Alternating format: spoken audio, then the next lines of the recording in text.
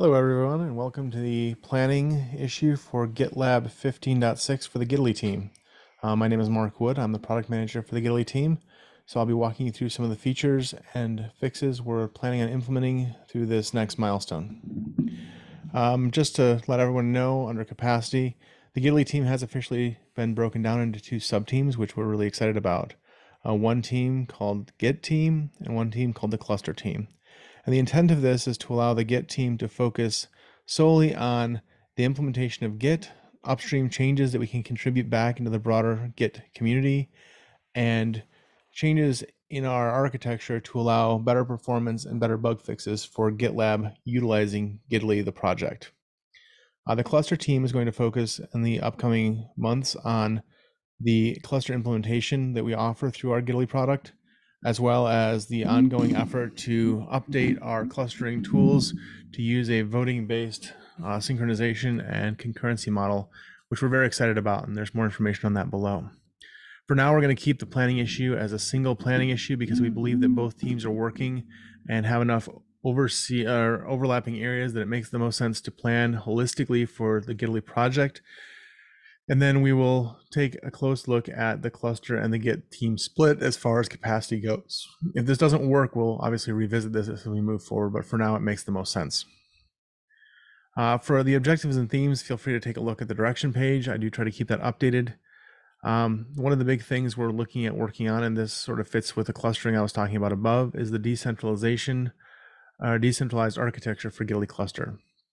There's an epic linked here in this issue that I'm showing right now, the planning issue, which will be linked below this video.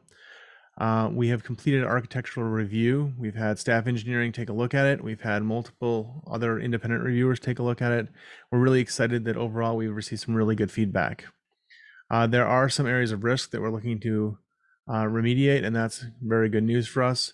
We also know there's some architectural fixes needed to move toward this decentralized architecture.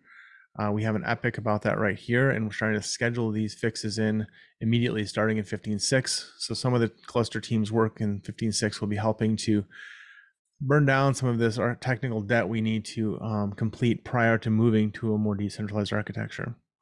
I've listed a few specific issues we intend to work on this release, and perhaps more will fit in the release as well. As far as features and improvements, the Git team is really anxious to optimize our repository optimization schema.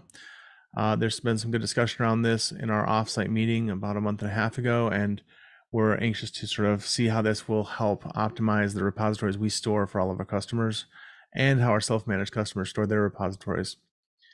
This is going to go into 15.6 as the plan, and there'll be more information as we understand better how this impacts our customers. But for right now, it should allow us to have the run housekeeping tasks run in a more consistent manner that is more understandable. So this will also allow eager repacking, which is a really good thing. Also, we're really excited that we can contribute to upstream Git. This is sort of the charter of our Git team, is to continue that upstream Git contribution trend to broaden and improve the overarching product. We have three things that we're looking to do from an upstream Git contributions perspective. Now, these don't really follow our standard milestones, so Git is released on its own release cycle. However, we plan on working on them during this milestone, which is why I'm including them here in the planning. One of the most exciting ones is to help us upstream the blame tree effort that's been ongoing.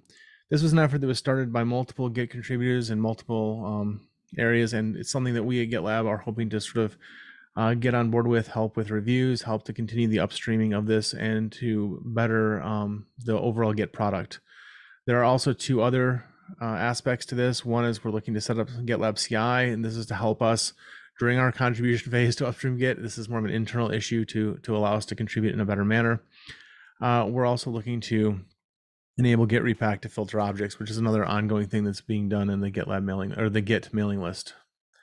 There's also a list of bugs scheduled for this release. I can open this up and show you. This is a filtered list. These bugs we're planning on fixing in this release as well. We've worked in collaboration with our software engineer and test to come up with this list, hoping to burn down these bugs and ensure that we're meeting SLO on every available opportunity. These are all different priorities, but in general, we have no priority 1, severity 1 issues right now. We do have a handful of priority 2, severity 2, and those are the ones we're taking care of at the top of this list. And then as you go down, you see we also are taking care of some priority and severity 3 bugs. As always, if you have any questions, please feel free to reach out to myself or the team or leave a comment on this video. Thank you so much for your time, and we look forward to this upcoming release.